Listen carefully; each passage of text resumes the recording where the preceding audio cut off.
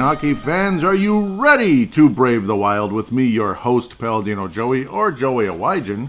Brave the Wild is available on all of your favorite podcasting apps, and of course, is also on the Hockey Podcast Network. Thank you, Dylan and Kyle, for having me on board there, coming out of Vancouver, British Columbia.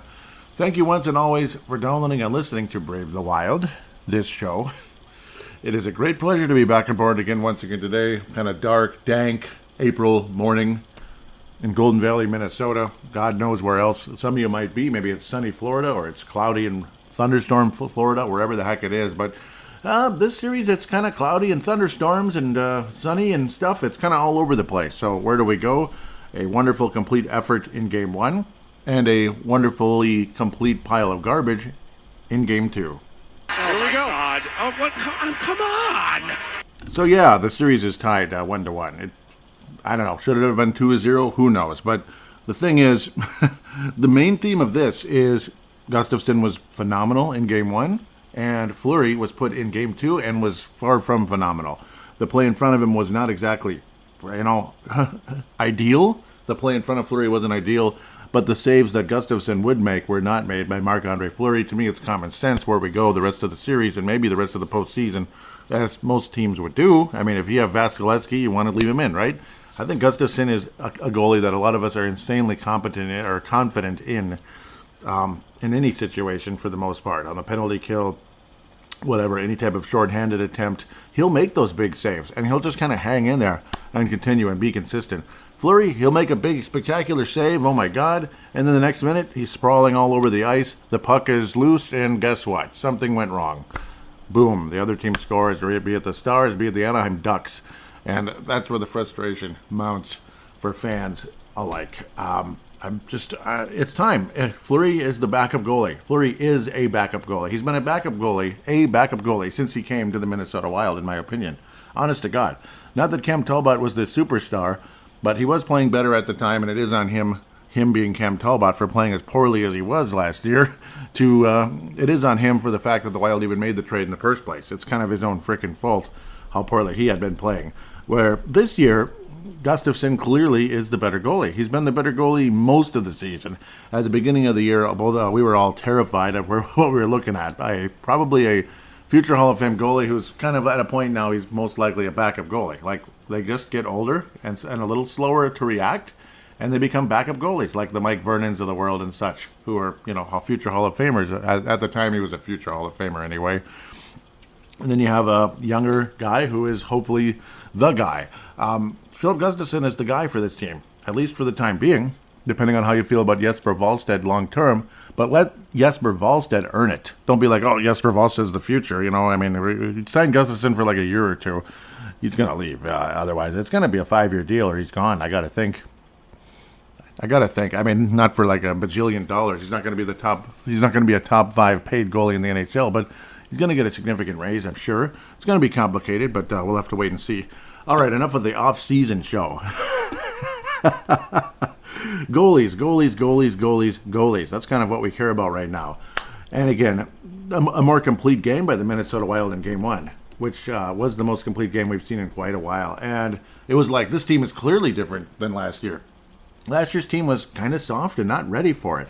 They just weren't ready for the postseason, and they should have been. And Dean Evason didn't make the adjustments needed at the time, where Berube did. In some cases, we're forced to make adjustments because of injury after injury, but then again, welcome to the postseason of the NHL. Funny crap happens. Bad things happen. Like Hartman was playing on one leg, basically, this and that, and he ends up scoring the game-winning goal. Roope Hintz is going to be a hindrance for the Minnesota Wild's chances of advancing, by the way. That guy's incredible. He's got multiple hat tricks on the Wild, but that's, of course, after game number 2. Jason Robertson tends to score pretty much every single game the Minnesota Wild play against the Dallas Stars. But a very tightly defended game. Guys were blocking shots. Gustavsson was making saves, and guys were aggressive, attacking. Ottinger, who was also, again, spectacular throughout the night. Brock Faber is an NHL defenseman. Brock Faber is an NHL defenseman, not an AHL defenseman who's going to be in the NHL someday or in a couple months or something, when next season starts. No, Brock Faber is an NHL defenseman already. He did have 3 years in college. It's not like he's 18, so think about it that way in a lot of ways. He's going straight to the he's going straight to the NHL next year, and there's no doubt about it because, well, obviously he knows what he's doing. He knows what he's doing. He's a legitimate defenseman in the NHL, and I got to think there will be offense as his career blossoms in the next couple of years. There will be more offense. He's never going to be a 50-point guy, but he might get to 35, 40. You never know. At least 30. Some people will probably tell you, yeah, right, he's more like a 15 to 20, but whatever he is, he's a great defensive defenseman, super high IQ, and I wouldn't be surprised if someday, later on, how many years from now, I have no idea, he will have an alternate captain A on his chest at some point. I think it's a strong possibility. Outstanding captain in college hockey, and he'd definitely be a captain in the AHL level for sure. Should he wind up there for a short time. But I don't think Brock Faber is going to be playing an AHL game anytime soon. I really don't. I mean, you never know if it's like some kind of like, okay, get your footing back or something if he's recovering from something. But let's try to stay away from that kind of talk because I think we've had enough injuries here, as have other teams. Sam Steele with a nice turnover forced, and again, great play by Nyquist, who has really been a godsend to this team since coming into the lineup from the shoulder injury and recovering and all that. He is one heck of a passer. He has been a wonderful addition.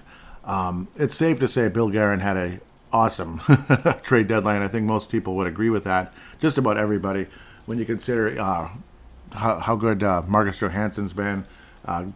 Gustav Nyquist is a fifth-round pick, or was traded for a fifth-round pick, and then you think of, well, you never know who you might get with that fifth-round pick, but if you have a next Kirill Kaprizov type of player around there, like although he wound up in the fifth round, take him in the fourth then. Take him in the fourth. Get ahead of the curb, so to speak, even if you have to wait a couple extra years for the guy to arrive. God willing, he does. And, yeah, that's the only approach you have, and, of course, fifth-round picks are not all that hard to reacquire at some point in the not-too-distant future, where Gustav Nyquist is a godsend to this team going into the postseason, and it's a thrill to have him, no doubt about it. Kirill Kaprizov would score the opening goal eventually, very late in the first period. Again, a very tightly contested game where shots were put on net, but the goaltenders were phenomenal. It was a pitcher's duel, as people might call it. And then Dallas suddenly had 2 goals early in the second period. It came very quick. They were about 2 minutes apart.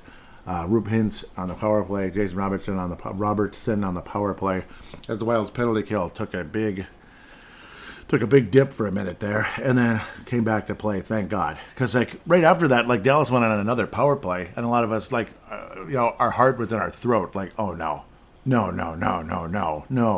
we're dead. We're gonna go down 3-1, but then luckily the Wild's penalty kill was great the rest of the night, and Filip Gustavsson wouldn't allow another goal the rest of the evening.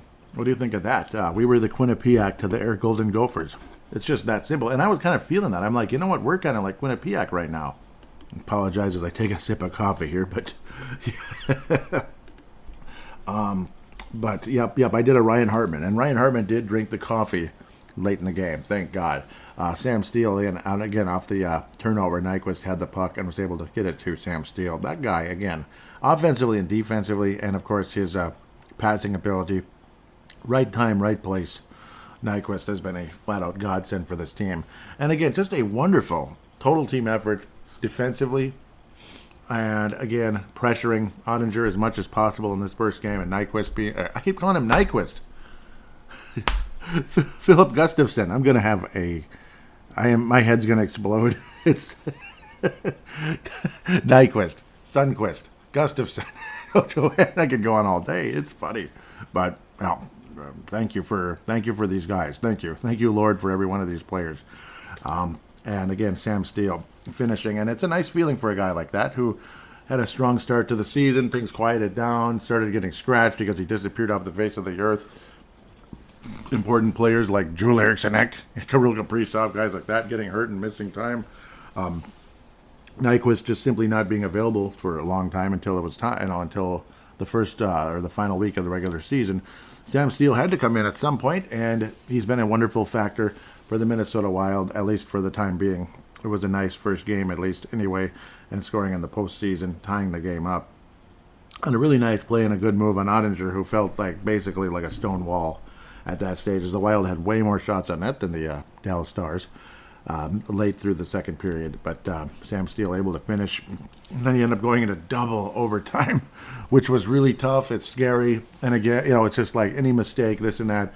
But teams weren't really making too many mistakes. There was always a few, but then you have a goaltender on both sides making that huge save that Marc Andre Fluery simply did not in game number 2. So again, just a wonderful overall fun feeling winning, despite the fact that it was so late that some of us podcasters, show hosts, and all that may have accidentally fallen asleep for short stretches and had to rewatch a few extra minutes to catch up to what had happened. We'll just leave it there. It was it was getting late, and I don't mind late games. It's just this was double overtime though. Double. Like, it's one thing if the game ends after the third period and you win 3-2 or whatever. Gustavsson making another couple of saves or something, or some blocked shots. But this went to double overtime midway through it. But then Ryan Hartman, again, able to, as the puck was able to get loose, squeak loose, thank God. That's kind of basically how you score goals in the postseason, is just attack. Enough with the fancy, you get cute stuff that you get away with in the regular season. Sam Steele, again, nice play, getting the puck and getting it to Hartman. And Steele would have 2 points in the game, of course, and Hartman, as they say, playing on one leg, would score the game-winning goal and not play in game number 2. And inexplicably, Filip Gustavsson also would not play in game number 2. What were they thinking? I'm not bitter about it or anything. No, I'm not bitter. I'm okay. I'm not bitter. I'm very optimistic. It's Marc Andre Fluery. Okay, he's a future Hall of Famer. We've all heard that about 50 times. He wears those gold pads. Like you think of what he was with the Golden Knights, Vegas Golden Knights, getting out of Pittsburgh. And all that through the expansion draft. Because he was having to back up Andy Murray in a couple of Cup playoff runs. So go to Vegas, heck yeah, go to a Cup final run with them as the starting goalie, and then unfortunately run into a buzzsaw called the Washington Capitals. But then again, Fleury has had a wonderful career and everything, but pretty much since leaving Vegas and heading to Chicago, it hasn't been the same for Marc Andre Fluery. He's been about a 3 goals a game goaltender, save percentage around 90. That's a backup goalie, folks. That's a backup goalie, and I don't know. Would you want, like, say, an Alex Stalock out there against the Dallas Stars, the mighty Dallas Stars at that top line, down 1-0, when you have Filip Gustavsson, who's giving up 2 goals a game, save percentage around 93, probably the second best goalie in the NHL this season, behind the Allmark of Boston, who's they're insanely good, obviously, and he's a big part of that as well. I love Allmark, actually. Not gonna lie. I liked him with Buffalo and St. Louis, actually. St. Louis more than Buffalo. Sorry. But yeah, you put in a guy who tends to struggle at times. Leaves the puck flailing around against this team. Are you serious? So I don't know. 7-3. That's all I got to say about that. The Wild lost 7-3. It's okay. Flush this one out. We're tied. I mean, who could ask for more? You're tied with the Dallas Stars. No, you don't flush games like this out. You just don't do that. And it felt like that's kind of all we really did. We just flushed it out. And yes, mentally, okay, fine, flush it out mentally. That's cute and everything. But I mean, can we be better than this? I mean, not only was Fleury below average to borderline yucky, crappy, but so were the Wild in the neutral zone. And in our own zone and all that, but in the neutral zone especially. Like, what are you doing? I mean, it's just oh, sorry. Oh, that sucks. Odd man rush the other way. That's basically what it felt like on some of them. They might as well have played that song and put it in slow motion as Roop Hintz attacked the net unassisted for his 3rd goal of the series in 2 games. Yeah, and ultimately his 2nd hat trick with the final goal of the game to make it 7-3, just to kind of rub it in our face almost, it felt like. They might have played that. They might as well have played that song, though. I mean, the thing, this was 6-3 at the end of the 2nd period. 6-3. And it felt like every goal given up in this game was either like the most, like, egregious turnover followed by just the save that just wasn't there because it just wasn't, because the goaltender wasn't making saves like that. He wasn't making the big save that, oh, there you go. It was just a back of the net type of deal. And they always tend to happen quickly. Like the Wild make it 2-1. Oscar Sundqvist, again, kind of close from, again, Gustav Nyquist, Sundqvist, this Quist, and that Quist. Whichever Quist it was. Okay, Oscar, I know. Oscar Sundqvist from Gustav Nyquist was, that was fun. Again, close to the net and all that, kind of like a redirect. You make it 2-1. It's like, okay, maybe we'll be all right. 2 goals given up by Fleury relatively early. And maybe it'll be okay. Fleury will settle down. We'll hang in there. And then Dallas opening pretty early in the second period. It was kind of boom, boom. Jamie Benn and Dadonov. That one kind of rolls right off your tongue. Evgeny Dadonov. I like that, actually. And then you're down 4-1, and it's like, oh, come on. And it felt like, again, both goals felt like it was just, I don't know. Like, I don't know, where was that, or what was that? What happened? Come on. You know, can't we be better than this? You're down 4-1 early in the second period. That's just 4 goals already. Ugh, it's lousy. And then Marcus Johansson was able to score off of Matt Boldy finally getting a point in the postseason. It's about time. But I suppose it's only his second game in the postseason, this year anyway. So his first point of this postseason. Marcus Johansson scores, and then his celebration was kind of like, okay, yes, okay, yeah. I'm not going to hug anybody. Just let me slowly skate off the ice, because obviously, let's just say sore ribs, bruised ribs are insanely immobilizing and insanely painful. It is a pain threshold type of thing, but let me tell you, you don't want to wish it on anybody. Let me tell you. And then Freddie was able to finish again another Nyquist assist. It just rolls right off your tongue, doesn't it? Freddie Gaudreau again. I don't think did I talk about this on the last episode, the new 5-year contract, or was it right after? I think I talked about it. Yeah, Freddie Gaudreau, a new 5-year contract with Minnesota. Not super surprising and not super expensive. So that's the good news. What is it, like about $2 million per, if I remember correctly? I'm going to make 100% sure, but it is a $5 million extension. Got to make 100% sure here. I apologize. Normally I have it all right in front of me, but I don't know, it just kind of came out of my mouth too, though, talking about that. I didn't necessarily want to get into the contract conversation at the moment. Yeah, 2.1, and then it goes on for a bit, of course, quite a bit. The summer of 28, which, yeah, by then, I don't know how much more hockey he wants to play by then, because he's got to be pushing 30, right? So, yeah, he's 29, he's 30 in like a couple minutes here, May the 1st. So, yeah, I mean, he could still play 35, but, we'll see. Nice high IQ guy, obviously smart, plays in his zone, and heck, didn't he get 20 goals this year? So you can't complain about a defensive center, third line type of guy with 20 goals. You can't really complain about a guy like that, and who is borderline elite on the power play, if not absolutely elite. On the, did I say power play? And the shootout anyway. He'll save you in the shootout to prevent you from, getting frustrating losses and such against whoever. Maybe you make a nice comeback against somebody and you want to escape with the win. But, of course, we're not going to be talking about any shootouts in the postseason. Losing in overtime, you don't get a point for that. Your season's over, potentially, depending on where the series is at. And games like this series will go very quickly the wrong direction. Fleury should not be in net the rest of the series. I'm sorry. Fleury should not be in net the rest of the series unless you absolutely feel the need for it, like Gustavsson just is, whatever it is. I don't think Gustafsson's going to get shelled. And I'm knocking on wood saying that. I don't think he is. And if he is, we'll see you next fall. That's about all there is. But at the end of the day, a lot of us pretty much were thinking this when we saw Fleury in net in game number 2. It's just, like, what were they thinking? Sorry, just calling it as I see it. Isn't that what we're here for? To call it as we see it, rather than just go rah, rah, rah, go wild, go wild? I'm not going to do that. Though I want the Wild to win, rah, rah, go wild, sure. But that's not going to be the whole show. I want the Wild to win. I want the Twins to win.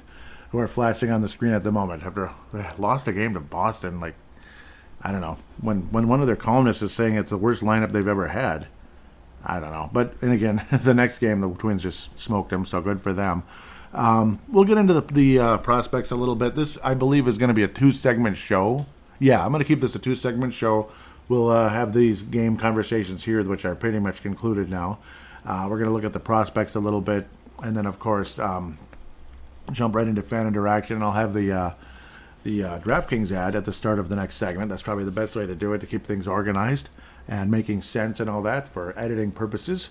Because simple editing purposes, just simply, are showing exactly where the ad is, so the ad agencies like know that I actually put the ad in the show. Sorry, but it was, I don't know, it's a mistake. Why didn't that's the funny thing. Imagine if Marc Andre Fluery, put it this way, last year, what if, Marc Andre Fluery had a decent game in Game 1, right? Didn't the Wild beat St. Louis in Game 1 last year, if I'm remembering correctly? Or otherwise it was switched where we won Game 2. But, what if, the Wild win with Fluery, and then, okay, Cam Talbot's in that. You know, they certainly didn't do that last year, did they? See, we're making changes for the wrong reasons. Do you see what I mean? The only good thing is the fact that the Wild didn't put friggin' Fluery in Game 1. That's the one good thing. But we gotta get the other guy in now. We've done that all year. That type of thing. Okay, sure we do. Right. You just gotta do that. I mean, you don't do it. You don't know what you're talking about. You don't know what you're talking. Florida beat Boston, huh? Anyhow, but I'll look around the bracket as well here. Maybe right now. Now's the time to do that. So, I'm done talking about the Wild at the moment in terms of just, the actual gameplay and everything, or games and everything. So the series, Seattle had an impressive road win on the in Colorado in their first ever playoff game. In a lot of ways, kind of sort of similar to the Minnesota Wild 20 years ago. In the very first playoff game against the exact team on the road. Not quite the number 1 seed at the time. I think Colorado was 3. Yeah, they were 3 because we were number 6. But regardless, a dangerous team that had recently won a Stanley Cup with a lot of established players on the roster. And the Wild win Game 1 and ultimately win the series after going down 3-1 not long after that. Of course, Minnesota, Dallas 1-1.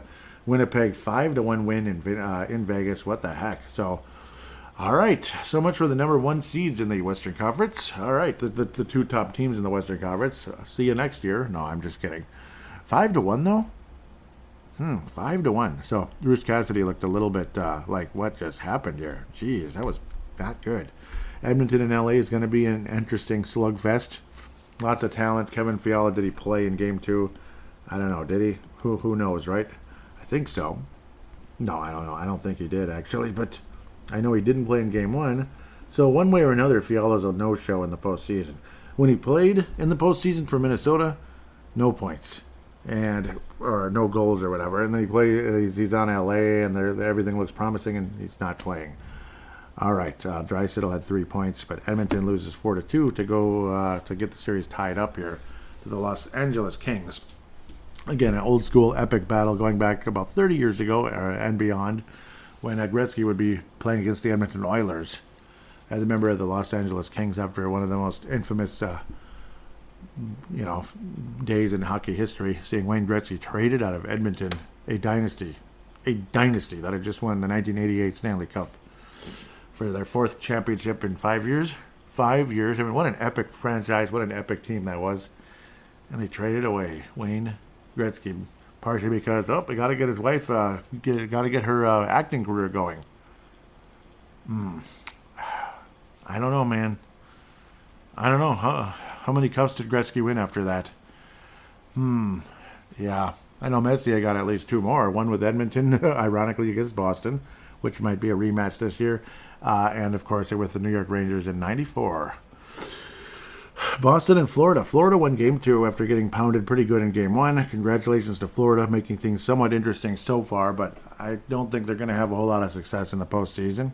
A lot of people think that Boston might choke early, and they might. Toronto just reeks of choking early because they lost Game 1 to Tampa kind of convincingly, didn't they? At home, Tampa, again, Tampa Bay is Tampa Bay. You know, they've been to the Cup 3 years in a row, 2 championships in the first 2, so on and so forth. Carolina's up 2-1 over a pretty decent New York Islanders team. I'm glad they're back in the postseason, but unfortunately, I don't think they're going to get too far because Carolina's definitely got a ton of depth and just overall talent, well coached. And I don't know. I don't want to get back into that Quinnipiac thing, but it's just amazing how many connections there are with all that, with Hartford and it's kind of funny how that, most of you know most of the stories with Hartford moving to Carolina and all that, North Carolina anyway. And, you know, a pretty cool name and logo with Carolina, but Hartford Whalers is the ultimate, in my opinion. Not to mention Brass Bonanza. New York Rangers go up 1-0 over the New Jersey Nets. It's a New York-New Jersey rivalry, eh? 5-1 win by the New York Rangers. Didn't really expect to see that. It's a good team. It's a very well-run organization. Sheshkaton and all them. Patrick Kane got an assist, so on and so forth. Jack Hughes got his first playoff goal, but that was it. That's the only point, the only goal anyway, that the New Jersey Devils would score. Interestingly enough, the New York Islanders goaltender, who a lot of people say is even better than Sheshkaton, has what looks like a New York Rangers, the badge, so to speak, the badge or the shield or whatever, shield is what you call it, on his helmet. It looks like an outline of the New York Rangers shield, so I'm not sure what that's all about. Crosstown rival type of thing, but that's Sorokin, who's a great goalie, but did give up 4 goals versus a really good Carolina Hurricanes team that I think is, at the beginning of the year, I picked them to win the Stanley Cup. In fact, I picked them to win the Cup like 3 or 4 times, so they better get going and win one of these years before their time is up. But an unfortunate injury to Teravainen, where I believe he's out for at least for the time being, with a broken hand. So Teravainen, obviously super valuable guy. He's like the second, third best player maybe on the team. Not great numbers this year, but yeah, he's been a 60, 70 point guy, 37 this year. So maybe, I don't know, maybe a little time away for a little bit when he'll be able to get stronger and better. I don't know. Maybe he'll be able to be more mentally focused. Who knows? But who am I to talk about a hockey player being mentally focused? Right? Especially somebody who's established as Timo Teravainen. So now we'll get into the prospects a bit. A lot of the teams are in the postseason. It's kind of cool to look at the brackets and such.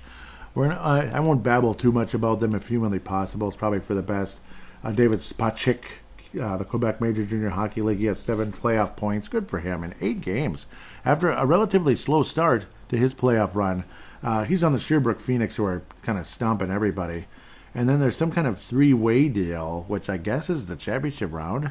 I don't know how that works. I've never seen that before, unless something's wrong here. But it's set up kind of different and kind of confusing. It's, I guess, the semifinals. It's kind of weird, but yeah, I get it now, kind of. I'm not sure why there's 3 teams, though. It's got to be some kind of strange mistake. But so far, the Sherbrooke Phoenix have played 8 games, and they've won all of them. So 2 sweeps. Watch out for the Sherbrooke Phoenix. They may win the whole enchilada. And David Spacek has been a big part of it with 7 points in 8 games, and, of course, being a good defenseman to go along with that. Other prospects, if humanly possible, I deeply apologize for my screwing around here. Hunter Haight, who's on the Saginaw Spirit in the OHL. They are about to be done, unfortunately. They won in the 7-game series versus Flint.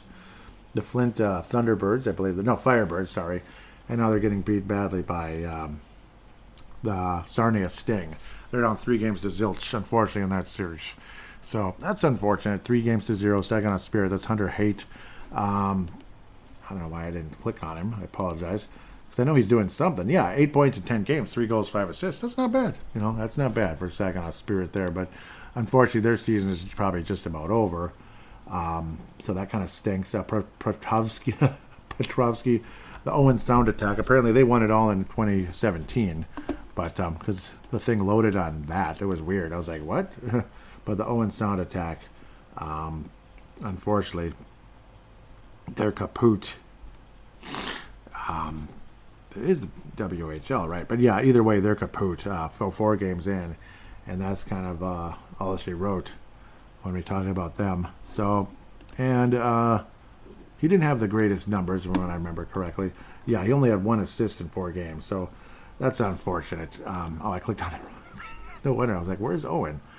They got beat 4-1 by the Ottawa 67s, the former club housed by that housed Marco Rossi for a bit there in the OHL. So that's the story there. As for a few other players here, Danila Yurov. Yeah, I'm going to go to the KHL really quickly. And Danila Yurov, his team got beat in the conference finals. SKA, they got beat 4-2 by CSKA, unfortunately. And again, 11 games, no points. So 11 total games for Danila Yurov in the postseason. No points. So unfortunately, again, similar situation with and I'm looking at the wrong guy again. See, that's my similar situation. Liam Ugrin, though, way more exciting in the postseason. I think he's like second in the whole postseason for his league in the playoffs. 11 points, 6 goals, 5 assists, but ultimately out now after 12 games. Really good showing though for the young guy, and very bright future ahead of Liam Ugrin, who can, when you consider how good Brock Faber has been and how likely he's going to be on the Minnesota Wild for many years and be a really valuable defenseman, maybe even really good. Liam Ugrin too. Ogren, sorry. That's the other part of the Kevin Fiala trade. So it's pretty exciting, actually. It might end up being one of the great trades for Minnesota, depending on how good Fiala really ultimately does. It's not like he was terrible, but at the same time, it's not like he's been fantastic for the LA Kings this year. That's why I'm saying it's not like he's been terrible at all. Not many guys can get to 80 points. So obviously, hopefully, Ugrin can come somewhere near that. But then you add Brock Faber. So it's a nice dual deal there for Minnesota going forward. Bankier, yep, he's obviously having an unbelievable playoffs for the Kamloops Blazers. Unbelievable. 7 games, 12 points. That is gorgeous, absolutely gorgeous. WHL playoffs, the Kamloops Blazers, they're up 3-0, so they're just kind of getting started here. They beat, is that Everett? Yeah, the Everett Silvertips. Yep, that's where, I forget now, but that's where one of our recent prospects came from just a couple of years ago. I think maybe Damien Giroux. And they're kicking the Portland Winterhawks' butt pretty bad. 3-0, Kamloops Blazers. And Bankier has been incredible. Again, like I said, 12 points in 7 games. He has been, Caden Bankier, keep it up, buddy. 5 goals, 7 assists, 12 points in 7 games. Caden Bankier, I'm telling you, I'm really excited. I am. Obviously, again, it's just the juniors, but still, to perform that well, it means something. It means something. Like go out and kick some butt. And he's going out and kicking some butt. Kyle Masters for the Red. Nope, he's on the Kamloops Blazers as well. I keep forgetting that. So he's also in there. Defenseman, 3 assists in 7 games. But again, they're, what are they 7-1 on the 6-1. 6-1 so far in their postseason. What, did they miss a game? That's weird. Yeah, it's 7 games. They're 6-1 in terms of victories. 6-1 on the season so far. Yeah, they didn't win the second round yet, but they better. don't lose now after 3-0. That'd be kind of funny and sad at the same time. But 3 assists so far for Kyle Masters, who has had an awesome season. Kamloops, Winnipeg Ice, 3 assists in 8 games. Obviously, again, his number's not as sexy as some of the others. But Winnipeg is tied with the Moose Jaw Warriors. The Moose Jaw Warriors, they're tied. 3 assists in 8 games. 4, and this is the second round. So, second round for Kamloops and all of them. Ontario Hockey League, they're in the second round, like I talked about. Saginaw is pretty much done, unfortunately. Quebec Major Junior Hockey League, basically, Sherbrooke, they're like kicking everybody's butt. So that's impressive. They're probably going to win the whole thing. The Gillies Courteau Trophy. Courteau Trophy. I think I'm saying that correctly. The trophy with a French accent, because it's the Quebec Major Junior Hockey League. So some of the prospects having some pretty nice runs in the postseason. Liam Ugrin, very exciting there, considering he's at a higher level there over in Sweden. And then you have Caden Bankier absolutely dominating in the WHL postseason. Like, wow, like about 2 points a game. And it's exciting to see a guy perform at such a high level. Like, he's had a great regular season, but an even better postseason. And when you see players step up even better in the postseason, it makes you feel freaking awesome. So, Caden Bankier is like the prospect of the week, I think. Prospect of the week, I think, when it comes to Brave the Wild anyway, at least at this stage. Why am I forgetting who the player of the week was? Oh, yeah, Swaney. Swaney had some good games as well for Iowa, but unfortunately they're down 1-0, at least 1-0 in their postseason. So it's been relatively disappointing with Iowa this season, even though there's some positive moments here and there. Generally speaking, it's been, I'd say, more on the disappointing side of things for Iowa. With that, the award for these two games anyway, when it comes to the Minnesota Wild, this might seem biased, this might seem kind of mean and petty, but Filip Gustavsson's getting the Mike Modano Award, Marc Andre Fluery's getting and it might be a more gentle one because the play in front of him did not help, but he still wasn't good. Marc Andre Fluery's getting the James Shepard Memorial, but I mean, it's a combination of poor play in front of him and decision making and all that, and stubbornness, I think, with some of with the approach going forward here. With that said, we'll take a quick break, come back, and we will get into fan interaction.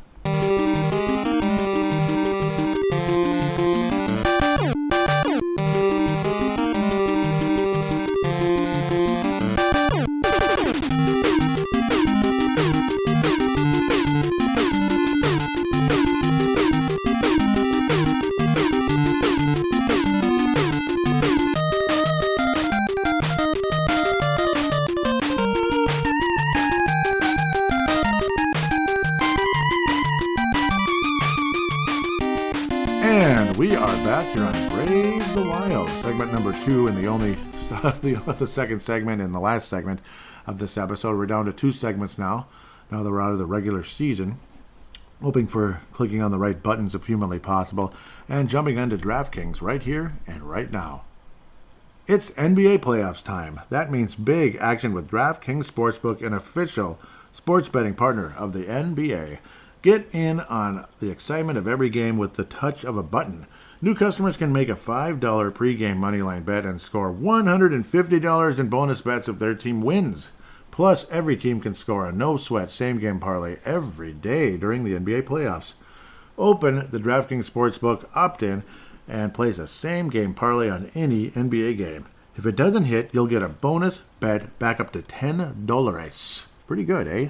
$10, yes. Obviously, the series have been fun for the most part. Timberwolves played way, way better last night. It was kind of like the Wild game was depressing and it sucked, and the Wolves game was kind of fun. Whereas game 1, the Wild game was impressive and fun, and the Wolves game was depressing. But unfortunately, it's the Timberwolves, and Denver's just kind of better than us right now, even though they shouldn't be, but they are, and all that. Maybe they shouldn't be as much better. And the Denver Nuggets took care of the Timberwolves with 9-point victory anyway.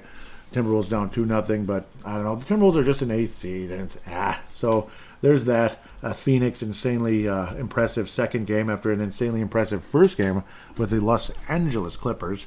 So that was kind of fun to keep track of. Sacramento, Golden State, Day as they call him, Draymond Green I call him. I'm not big on nicknames. I just call the guy's name. Draymond Green, losing his mind again. I don't know. He is the modern day Dennis Rodman. When he plays well, he is a Hall of Fame talent. With his defense and physical, this and that, and his high IQ. But he can screw you as well by being crazy. By being crazy and losing his temper, kind of like a guy named Dennis Rodman. So he is a modern day Rodman. Sacramento up 2-1. I say get those Warriors the heck out of here. They're a bunch of jerks. Never been a fan of them. Sacramento, a lot easier to root for until the Timberwolves play them in a playoff round. Then I'll find some flaws, I'm sure. Kind of like Memphis. I can't stand them. Now, I'm actually cheering for the Lakers versus Memphis, but that series is knotted up because Memphis just came back to play the second game after getting beat impressively by the Lakers in the first game. They got beat. Miami beat Milwaukee in the first game, which was crazy. Some weird storyline there. Not sure what to say about all that, but an entertaining matchup nonetheless. Bucks should be able to take care of business. Knicks and Cleveland could go either way. That's fun one. 1-1. probably the most entertaining series over. Well, the most entertaining series might end up being the Clippers and the Suns, but unfortunately, Paul George is out now, so maybe you might want to bet bet on the Phoenix Suns until the app freezes because it's getting overwhelmed with data. Data, not data. Everybody calls it data. I call it data still. So I don't know when that changed, but data. Okay? Philadelphia 76ers are taking care of Brooklyn. I guess keep betting on them. I guess so. And Boston over Atlanta. I like the Hawks mostly because of their logo and their color scheme and all that. I've been a Hawks fan forever, going back to Dominique Wilkins, but unfortunately it's going to kind of be like what it used to be when Bird and the boys would beat the Hawks, no matter how talented that Hawks team was. There's no Larry Bird or Dominique Wilkins on either team, but yeah, the Celtics are still my team to win the whole enchilada this year. So I'm going to keep betting on Boston, figuratively and literally, betting on the Boston Celtics to go all the way versus the Phoenix Suns of the West. The Phoenix Suns, to me, are the only team in the West that can win the championship. The only one. And I think they are coming out of the West. If someone else does, I think they're probably going to lose in the finale to Boston or maybe Milwaukee, but I think it's Boston. I really do. So talking about the matchups, it's just a lot of fun. Maybe I went on a little long, but that's kind of the fun of it, though. I'm sure DraftKings appreciates that. So, yep. Any upcoming game and all that, Phoenix Suns winning Game 3. I'm strong on the Phoenix Suns winning Game number 3. I was actually probably supposed to just mention one upcoming game. So my apologies, Phoenix Suns, but I mentioned a lot of them. So I do think that the Phoenix Suns will win with the lack of Paul George and also the fact that, again, they just seem primed and ready and kind of on a run, where the Clippers tend to fold when they start to get knocked in the mouth. So we'll see. Download the app now and sign up with code THPN. That's the Hockey Podcast Network. New customers can make a $5 pregame money line bet and score $150 in bonus bets if their team wins. Only at DraftKings Sportsbook with code THPN. So, yes, I prolonged things by looking over the NBA, so I apologize. But it's kind of fun. It's sports playoff season, so let's enjoy it. So that's the fun of it. Apologize if I drugged that out too long. But I'm not sure the fan interaction's as crazy as it is sometimes. Yep. I don't think there's any, yep. So I don't know if Tom Hayen came back. That's unfortunate. But, yep, it's an occasional lightning round from Tom Hayen. But when he does, I love him. And he's obviously really a great hockey mind, and he's always welcome on this show. At Brave the Wild is the Twitter account. At Brave the Wild. I was saying, feeling optimistic, let's talk Minnesota Wild, and so on and so forth. And, yep, got some responses, and it's time for the Derek Felske lightning round to return it. Yes, sir. That's just me cheering for the Tampa Bay Lightning, though, because, they're going to beat the weeds, as they call them, as Tom Hayen calls them, the weeds. Yes, and it does look like a marijuana leaf a little bit. It does, more than it should, because it's supposed to be a maple leaf. Weird. Anyhow, yes, the Matt Dumba hit on Joe Pavelski, which I didn't even talk about, but I did that on purpose. I did that on purpose, right? Because why talk about it and then say, oh, I already talked about this earlier? That'd be rude. So I'm not going to do that. I did that on purpose. There's a method to my madness. Thoughts on Matt Dumba's hit on Joe Pavelski? Clean, dirty, legal, illegal. Did the review rule to the 5-minute major prove itself in that instance or not? I think it was clean and legal, but, obviously just tough, a tough luck type of thing. Unfortunately, it wasn't the prettiest thing in the world, and I don't know, it was maybe a tiny bit late, maybe, but not to a point where the guy should be suspended and all that and fined. It just was kind of a tough luck type of thing. Kind of like, yeah, I mean, what do they call that? Like maybe your head's down or something, bad timing type of thing. Justin jumps in, says clean and very unfortunate, an injury occurred. Yeah. Derek says, I agree, just want to see what Joey has to say about it. And at the end of the day, yeah, I mean, Justin summed it up very, very well in just a couple words there. Yeah. Yeah, it's very unfortunate that an injury happened, and kind of like what happened with the Sharks and the Vegas Golden Knights a few years ago, and man, that pissed me off when the Knights blew that game in that big 5-minute major, and the Sharks scored like 3 goals in like a couple seconds, and that was frustrating because that was a really nice Vegas team that ended up losing in that series. Oh, that made me mad. I remember I was outside watching the game on a nice spring evening at the time. I think that was 2019, yeah, because the Vegas went to the final in 18. Um, Man, that was a bummer. That really was a bummer. Fun series to watch. That ended up everything went down the toilet very quickly after that. It was really disappointing. The Vegas Golden Knights blew a golden opportunity to make a huge playoff run. But yeah, Pavelski, hopefully he's going to be okay. But unfortunately, will not return in the series. But Dallas plays anything like last night, and the Wild play like anything last night. It's not going to, the Dallas Stars will find a way to win this series anyway. And we'll see what happens if Pavelski's able to return for the second round. But hopefully the Minnesota Wild deny that opportunity for the Dallas Stars. Next, Derek Velska at Crease and Assist, and of course host of, and I better say this, the Crease and Assist podcast. Crease Assist podcast is what it's called. Hashtag Crease Podcast for comments and questions. This is kind of how I do hashtag BTWMN. It's crucial to do that hashtag. It just, it keeps things organized and chronological and all that. I love that. Now, I mean, of course, people are going to reply and not necessarily add that. If you can, that would help. It really will. But occasionally I'll be able to see the reply anyway because it's that little bubble. So that's fine. We'll figure things out. But at least you'll have the lead, so to speak, of the comment. Like it creates like a little thread, I guess, with hashtag BTWMN on each comment. Garrick says the Vegas Golden Knights miraculously had isn't that something? Mark Stone come off the long-term injured reserve, to join them in the playoffs. Is this salary cap circumvention, and why do you think the league doesn't make a rule after the fact the way it did with cap recapture? Interesting question, and it is really interesting what they did. It's almost like, as they call it, the hockey gods. That was kind of the hockey gods got back to the Golden Knights with that 5-1 butt kicking by Winnipeg. Now, yeah, it's as they call it. It's a cliche thing, the hockey gods type of thing. So it's almost kind of like, it's like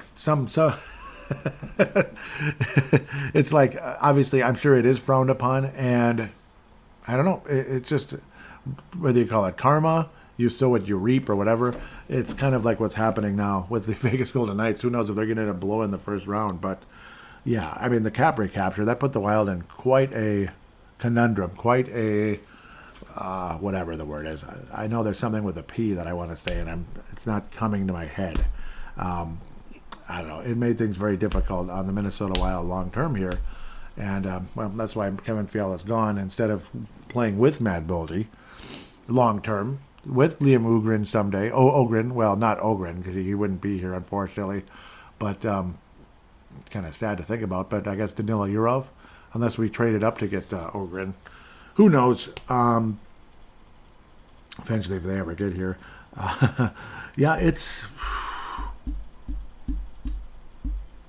It kind of is salary cap circumvention, isn't it? Because it does feel like they were kind of playing the system. But I guess it's one of those things where, people in life do crooked things, but if it's not illegal, they're going to keep doing it. It's one of those. I don't agree with that kind of lifestyle. I like honest people. If you're going to work the system, so to speak, I don't like you. And I'm sure a lot of the people might not like what the Golden Knights did here either. So we'll see. Maybe there will be a change. I'm not sure why they don't, but again, maybe at some point they will. Otherwise, the only other reason why they don't is probably greed. Probably greed. So like, hey, you want the best players on the ice in the playoffs, so get them out there. La la la. But of course, sometimes it's good to have the best players on the ice in the regular season too. Golden State Warriors, anyhow. like the whole load management crap. But that's different though. That's a whole different conversation. It's not salary cap like it is in hockey. It's screwy. It's screwy. Next one. Why do you think the NHL is having the Wild Stars games at 8:30 and at 8:50? Yeah, that's the annoying part for a lot of people. You have to F around forever for 22 minutes. 8:52 puck drop. Is it just because of TV or because they think it will be a boring series, so they're placing it in a difficult time slot for everyone? TV. I think it's because of TV to kind of try to get every game full watching ability, I suppose. I kind of like it, but I know there's a lot of people that don't. I kind of like it for multiple reasons. Again, so the games are all on and all that. And it's funny how the NBA did that as well. Like the Wolves game didn't even start till 9. Denver's in Mountain Time Zone, so it should have been like 8. But it kind of is what it is. You're in the West versus the East. It's a West versus East thing, I guess. And I don't know. It's like you want to try to make as many games available as possible to fans where they don't have to compete against other games, I guess. So to me, it's a TV thing, no doubt. It's annoying a little bit for some, I'm sure, but I'm one of the weird guys that's okay with it, especially again the second shift thing and all that. And again, the fact, it's nice to have games spread out a little bit versus like, most of the games at like 7 or something. So that's kind of how that goes. I understand people's frustration, though. I mean, imagine you have to be at work at like 7 or 6 or 5 or 4 or something. Then you're kind of bleeped. Or people overseas and blah, blah, blah. But, continuing the lightning round. What Minnesota Wild player do you think needs to step up their game 2 games into the series? And which one do you think has been the most pleasant surprise all by 2 games in? Matt Boldy needs to step up. Definitely. That's a big one because he did get his first assist, and he did get some scoring chances yesterday. But I don't know. He did get some scoring chances yesterday, but he didn't finish.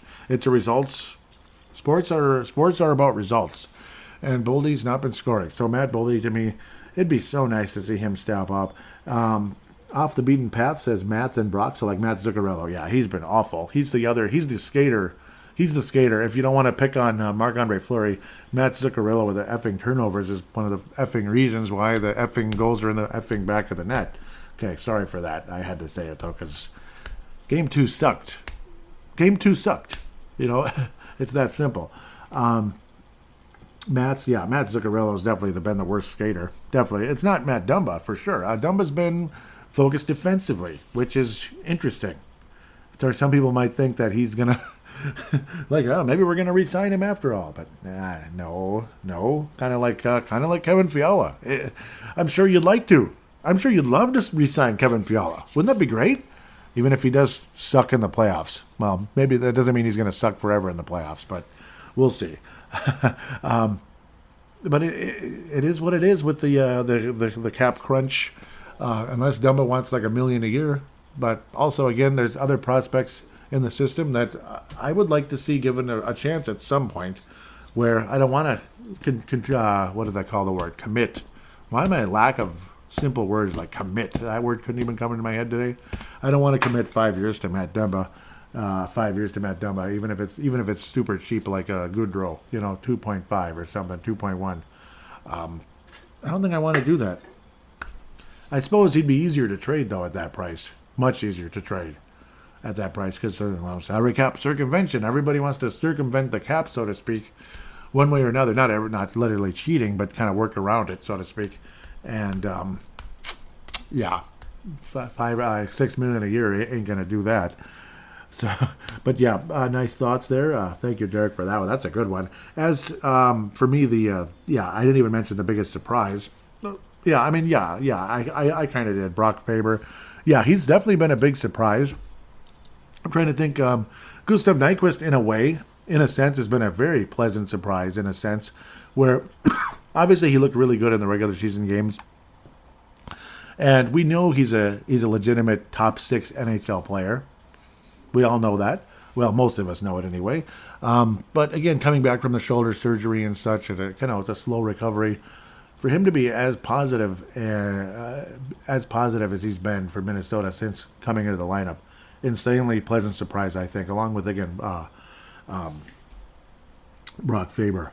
Anthony Aiden says Foligno needs to step it up. Stop taking unnecessary penalties. Faber and Dumba look great. Yeah, and Dumba's been a very pleasant surprise defensively. Certainly not perfect, but definitely been good. Thank you, Anthony. That's a really good one. Anthony at Anthony 8-7, and then off the beaten path is at CC Road King, Minnesota. King of the road, right? Yep, good ones there, guys. Awesome. I believe we'll continue this lightning round. I think there's at least one more. Yep, and then we got Jay Bushy. Derek Felska again says 21 Minnesotans were listed in the NHL Central Scouting final rankings, many of them from high school ranks.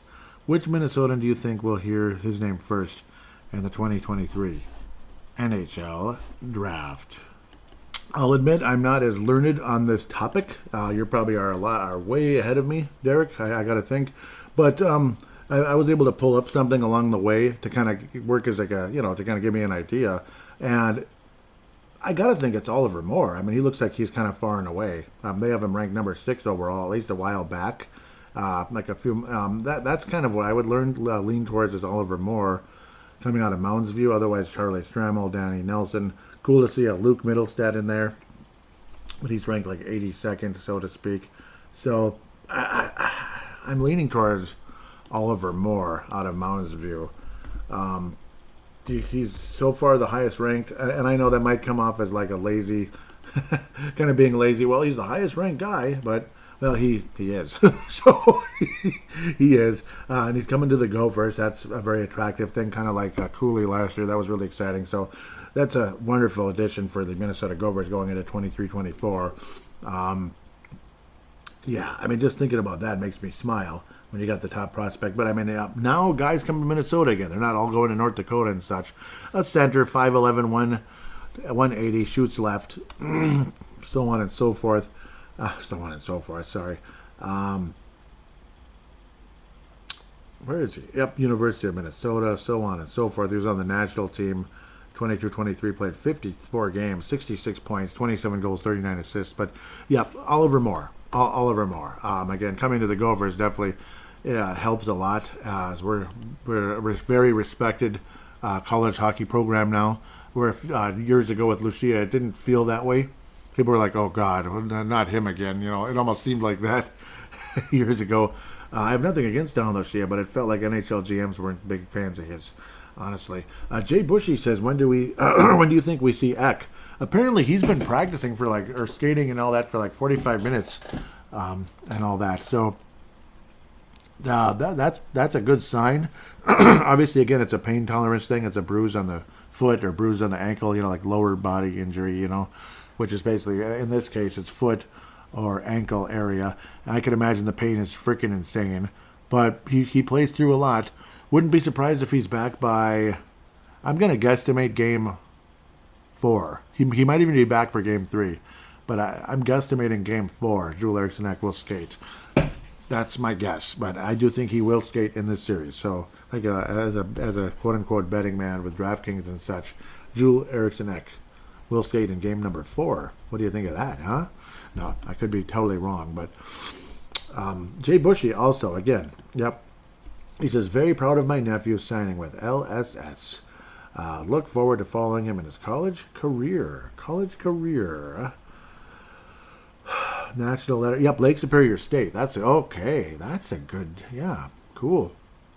That's cool. Yep. So okay. So this one's this one's younger. Yep, Lake Superior State. Yep. They won the national championship back in the early '90s and late '80s and such with Coach Jackson, who's still around with Notre Dame all these years later. Very defensive-minded coach, but obviously Lake Superior State's a different story. Awesome program back in the day, and that is a really cool place. A really cool place, isn't it? Like Superior. So I believe it's in Superior. I think I had a classmate go there. He was a basketball player. I'm not sure if he played for them. I know he's a really good baseball player too. But I mean, obviously he's my age, so he doesn't play anymore, like that, obviously. But yeah, Lake Superior State. What a nice place in general. And. Hey, it'd be nice to see that school back in the NCAA tournament again. So pretty cool. Congratulations, Evan Bushy, signing his national letter of intent with Lake Superior State. Congratulations, and I said that, and Jay Bushy also said, what did he say? Yep, he said thank you, and I said absolutely. Yep, absolutely. I was saying I'm tired of McFlurry. I think we've seen enough of him the rest of the series. Peter A. McGinnis says agreed. Agreed, number 1. Yep, so very cool. And then Derek Felska has fun with it, saying, come on. We couldn't have him feeling bad after not starting game number 1. I kid. What did I quote back with? I was having fun with him. I was saying, ha ha, that's about it when you think about it. I can't believe they put him in right away after game one, and how crazy good guy, and how crazy good, I think I was trying to say, and after how crazy good Gus was. Just demoralizing.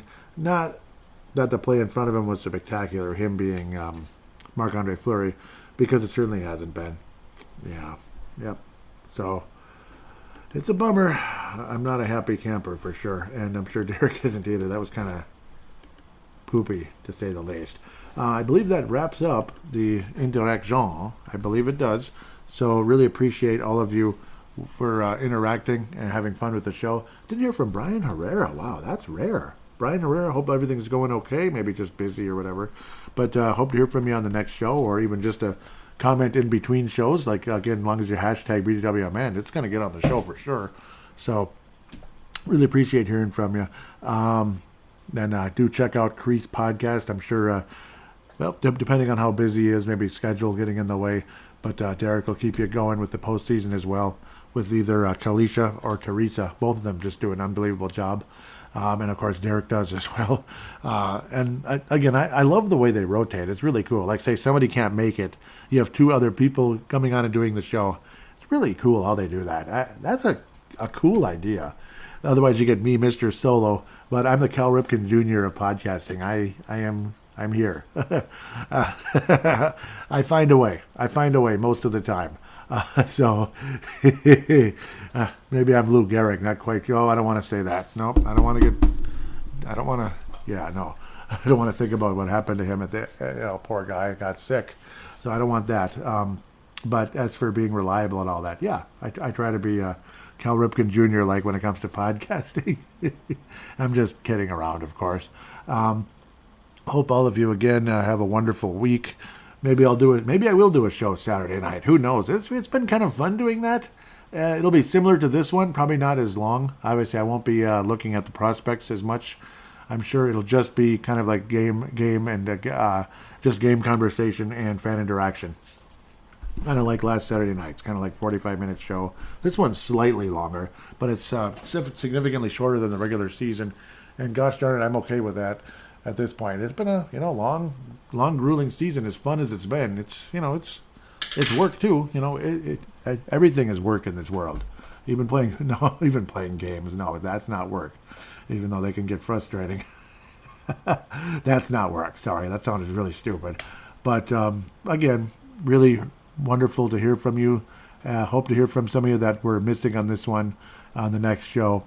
If not, I understand, but I'm sure we'll interact off and on during the course of time of this series and the off season and whatever the heck happens.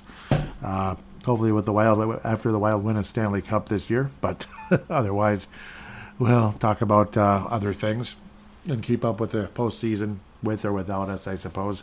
Otherwise, thank you so much for having me on. Get your DraftKings app and keep up with what you can on there. Until next week, take care, and we shall be here.